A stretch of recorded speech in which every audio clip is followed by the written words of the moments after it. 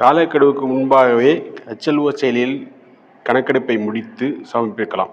ஆனால் ஆகஸ்ட் 31க்குள் இடம்பெயரும் குடும்பங்களை கையாள முழுமையான தரவு சமர்ப்பிப்புக்கு பின்பு வரும் புதிய குடும்பங்கள் அல்லது விடுபட்ட நபர்களை சேர்க்க மேற்பார்வையாளர் சூப்பர்வைசர் மற்றும் சார்ஜ் அதிகாரி சார்ஜ் ஆஃபீஸர் இருக்காங்க பார்த்தீங்களா, அவர் உடனடியாக தொடர்பு கொண்டு உரிய வழிகாட்டுதலை பெற்ற பின்புதான் நாம் அதை பற்றி என்ன செய்ய வேண்டும் என்பதை தீர்மானிக்க வேண்டும்.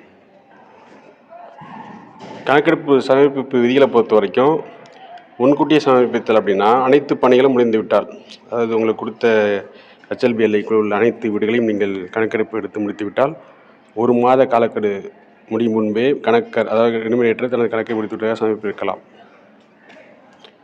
தரவு ஒத்திசைவு செய்த பிறகு, அதாவது தரவுகள் அனைத்தும் HLO செயலி மூலம் சரியான முறையில் சர்வரில் பதிவு செய்யப்பட்டுள்ளதா என்பதை உறுதி செய்து கொள்ள வேண்டும்.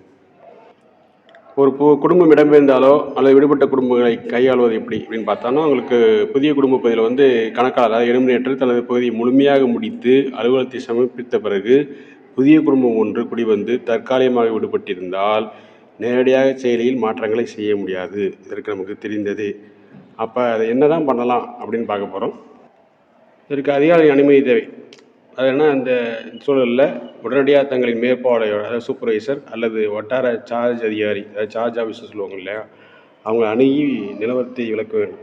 புதிதாக ஒரு குடும்பம் வந்திருக்கு சார், அதுக்கு என்ன செய்ய வேண்டும் என்பதை கேட்டாலே அதற்கான வழிமுறைகளை அவர்கள் தெளிவாக விளக்கி கூறுவார்கள். உயர் அதிகாரிகளின் அனுமதியுடன் விடுபட்ட குடும்பங்களின் விவரங்களை சேர்க்க அல்லது திருத்த அலுவலக அளவில் பிரத்யேக வழிமுறைகள் அல்லது கூடுதல் அனுமதி வழங்கப்பட்டுள்ளது.